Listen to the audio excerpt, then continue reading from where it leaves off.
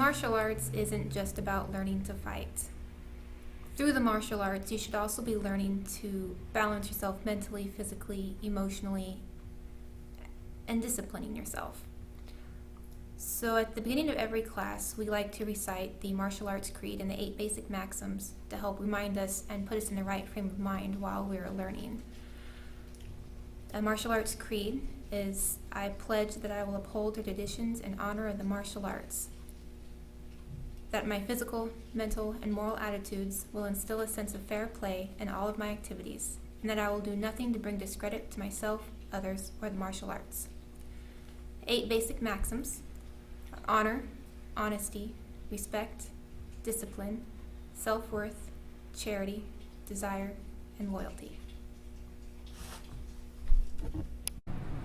Hi, this is Rocky Emily, founder and creator of the Shin-Gahn-Do martial arts system, headmaster and president of the Shin-Gahn-Do Martial Arts Association. I want to welcome you to our first of many videos based on Shin-Gahn-Do. We're going to start off today with our basics. Basics are the roots of all foundations. We're going to show you the difference between practical, applicational technique, and practice techniques. So let's get started. We'll be starting with our stances. Horse stance. If you look at a proper horse stance, you're set, your rear end's tucked, your back straight. Your knees are out, so if you look down, you can't see your toes. You're about a little bit more than shoulder width apart.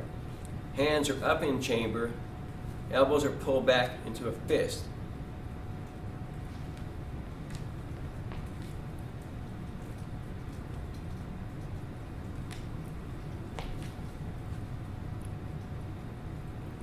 Wide horse stance.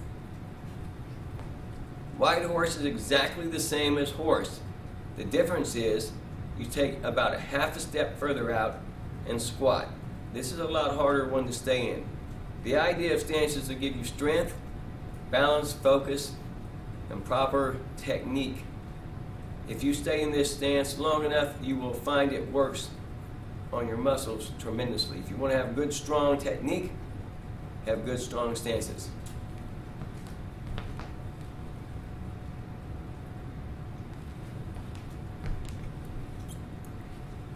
Left facing horse. The direction that she says left is the direction you will be looking. So when she says left facing horse, the only thing you move is your hands and your head, and you look left. Putting your hands up into a position like this. These stances at this time is going to seem kind of strange. What are they used for? As I said, they're used for technique, focus. Later on you'll find out that they do have some practical application. This is your left facing horse. The horse stance is exactly the same. Again, the only thing you're changing is the direction your head's turning and your hands in a ready position.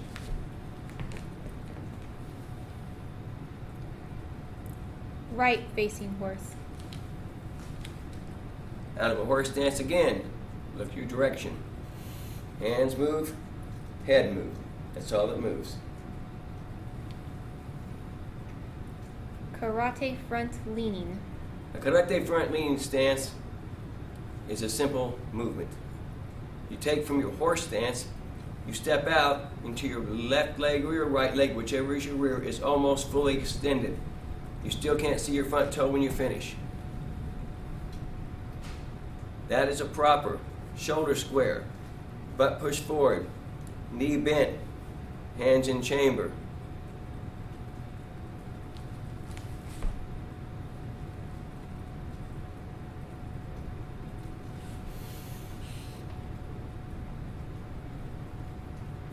Fighting stance.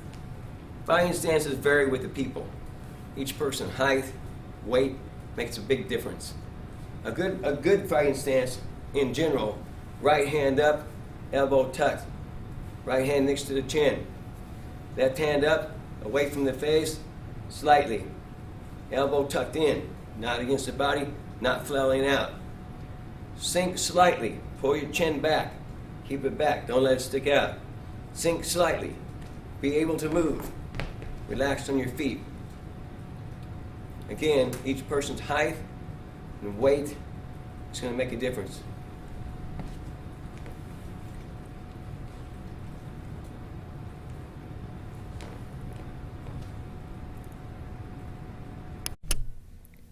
Movement. Karate front leaning. Proper way to get into karate front leaning stance is to get into a proper horse stance. Make sure your horse stance is proper. Then you step out with the lead foot, whichever one you begin with. That foot should be the same width as your horse stance. And when you step out, it should be about the same length as your horse stance. When you step out, your knee should be covering your toe. You should not see your toe, your front toe. Your back legs should be almost locked out, back foot straight, hips square, shoulder squares. Try not to move up and down when you do this movement. Try and be as smooth as possible. Make sure you make a half moon movement with that one foot you're moving from behind.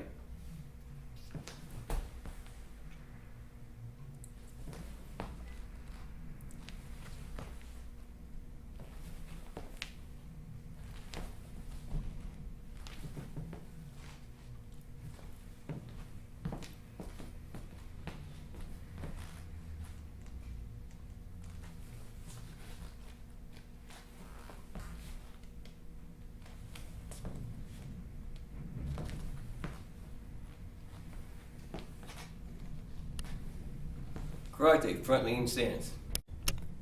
Blocks. Remember, the blocks we're doing and practicing right now are just that, they're practice blocks. We'll learn practical application of these blocks at another time. While doing upward blocks and any blocks that extend above my shoulder with my right arm, I had cancer and they had a right radical neck dissection they did to me.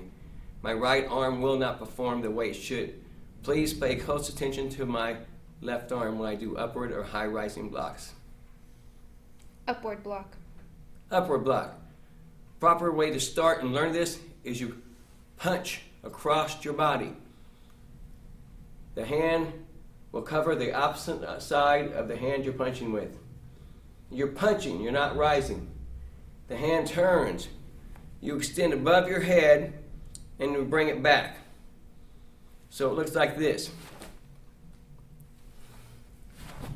You notice the hand is ending up just the other side of my head. Do not do it here. Don't do it here. If you do this, you're going to get hit in the head. We want to deflect. Our upper blocks are deflection, not stopping. So, again, pay close attention to my left, not my right arm. I'm going to do this in a series.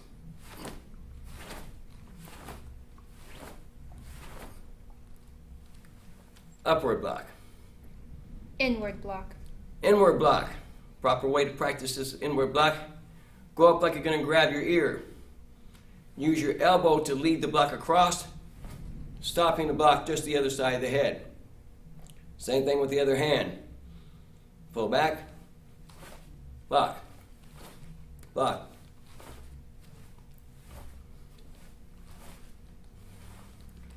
Inward block. Outward block. Outward block. This is an important block in that it's actually used in invasive area movement. Watch this block carefully and remember, the hand that you block with always comes down on the inside. The hand that is blocking with goes up on the outside. Make sure the hand comes across about nose height. Do not have it in here. Do not have it out there. It's about middle width, or I'm saying maybe 18 to 22 inches out away from your body. Whip it. Get a pop.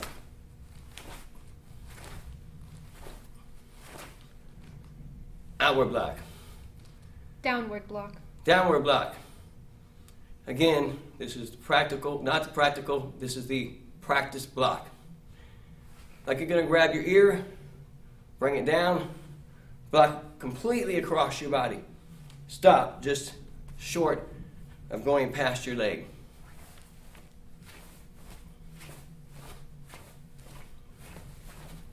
See that? All the movement comes from the hips. As I push with this arm, I'm pulling with that hip.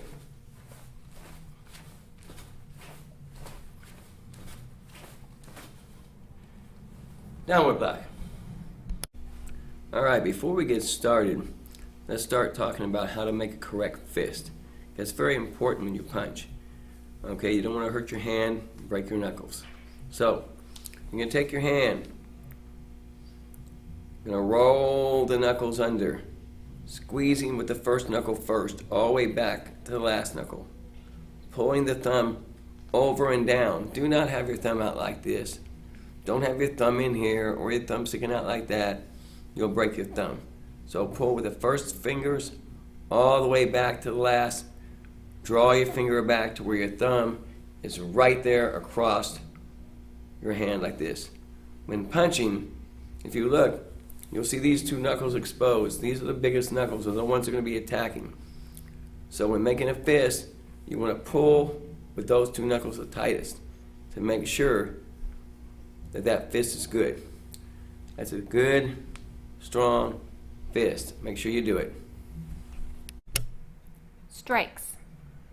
First one we're going to do is a reverse punch. Please, again, this is we're practicing. This is practic block. We're not practical application here. So don't look and say, I'll never punch that way. Hopefully you will never punch in this manner.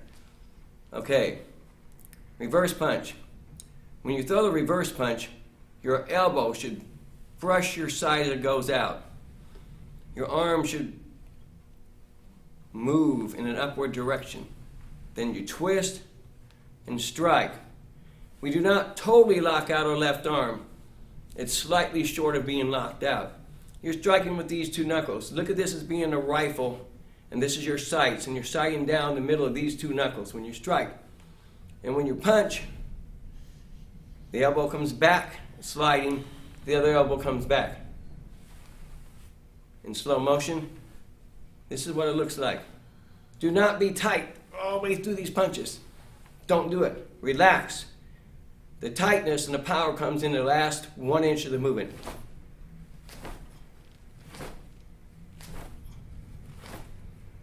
If you watch, when I throw the punch correctly, the shoulder will pop back, not go forward. Don't do this. Wrong. Don't do this. Wrong. Pull the shoulder back. Pop. Reverse punch. Back fist. Back fist.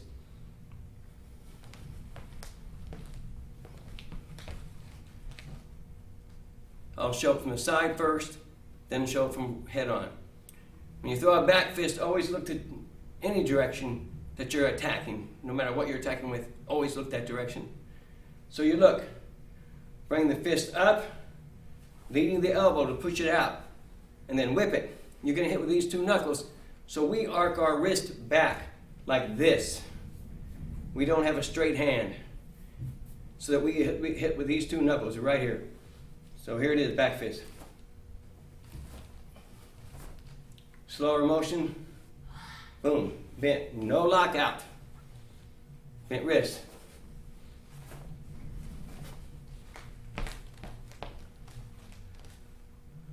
Slow motion, see the wrist bent, hitting with those two knuckles only.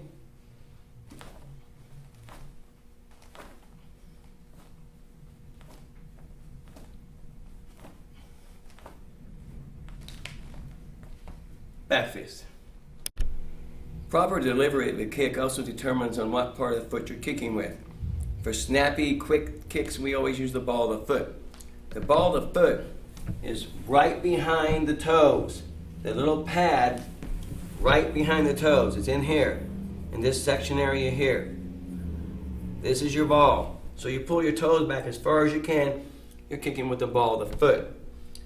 For the knife edge, which is made for what I call snappy, quick breaky techniques, like breaking the ankles and the shin, you're going to kick with the blade of the foot, which is from the round area just below the little toe all the way back to the heel. You're going to arch your foot in this manner in order to make sure that you're delivering that kick with that idea. Aiming with your mind the heel to here. So that's the blade, it's the knife edge. The heel, of course, is very simple. It's this area right in here. And you're going to kick. Pull your toes back as far as you can and kick with that part of the heel. That's very important to remember. You got to have proper technique and proper placement of these kicks. Kicks. Kicks are very important.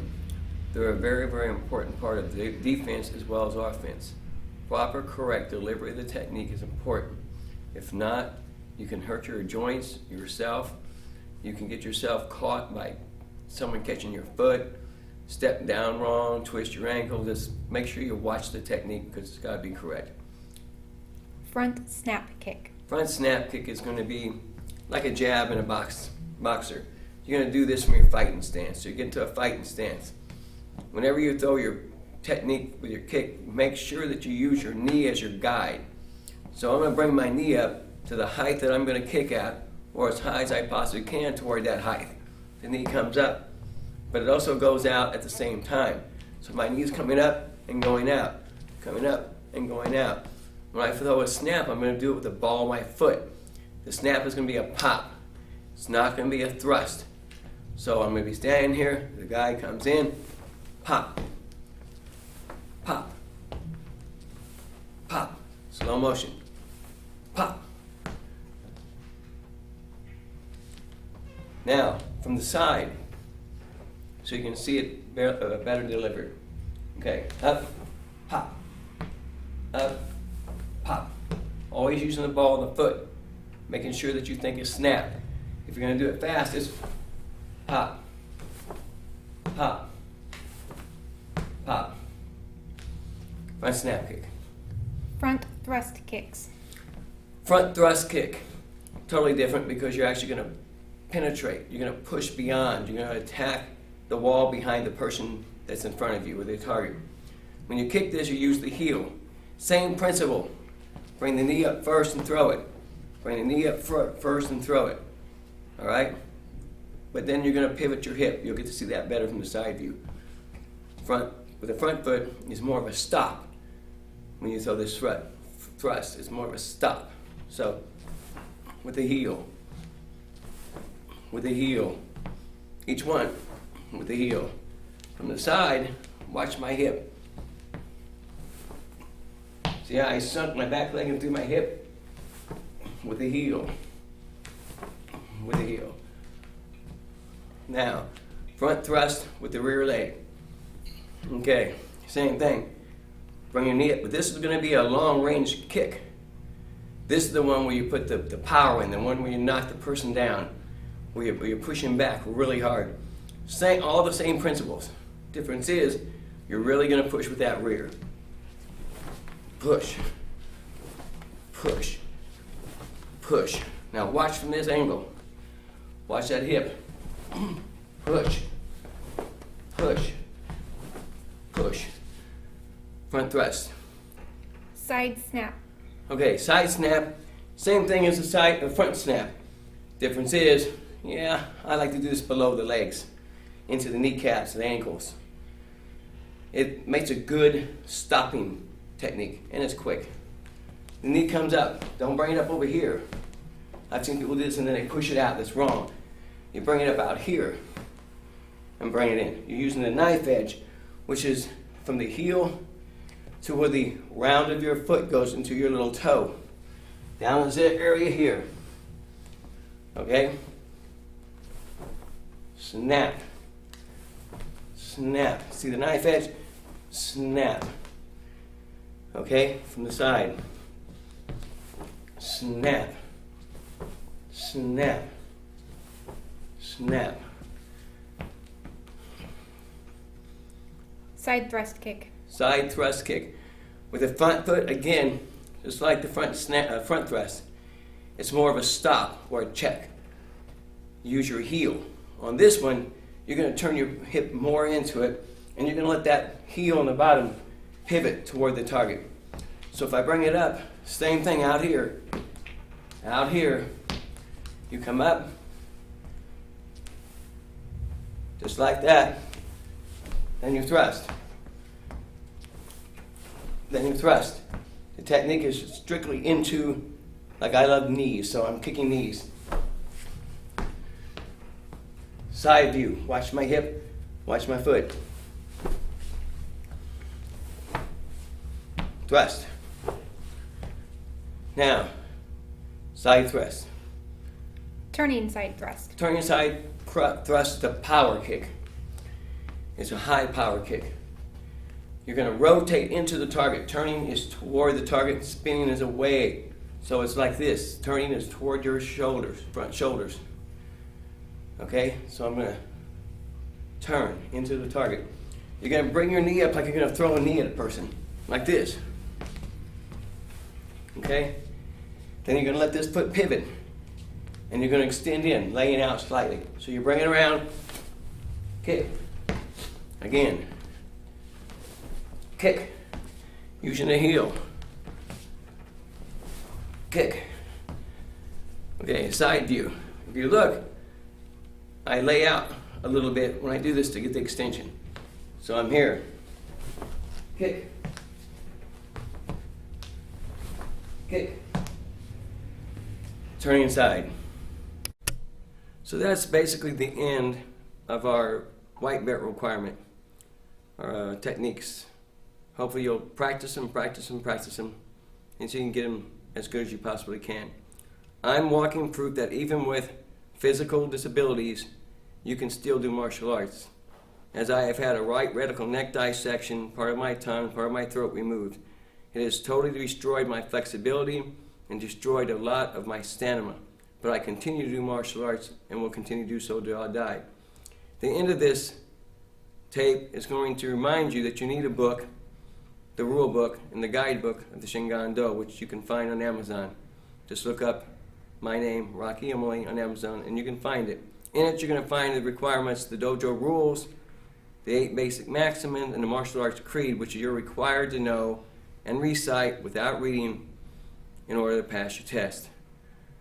Thank you for watching this video, and may you all practice hard and long. Thank you.